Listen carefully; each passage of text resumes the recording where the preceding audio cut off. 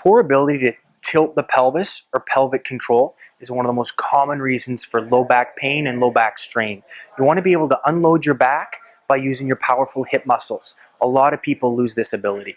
So a pelvic tilt is simply being able to tilt your pelvis back and tilt your pelvis through. You can see you move the low back quite a bit by just moving that pelvis with your hip muscles. If you can't do this in the standing position like I did, you can unload yourself on all fours. And once again, tilt that pelvis anterior and tilt that pelvis posterior. This is the first position to try. The next position to be good at is to be able to do this motion on your back as well. So you want to be able to be on your back, feel the rotation to come straight through the hips where you push your butt down into the ground.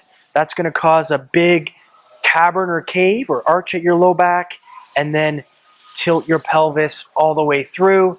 That's going to cause your back to fire into the ground. The legs should be really loose with this. You shouldn't be driving your legs into the ground to do anything. It should be just a gentle tilt of the pelvis, butt back, and then butt all the way through. The legs should be loose. Anterior tilt, posterior tilt.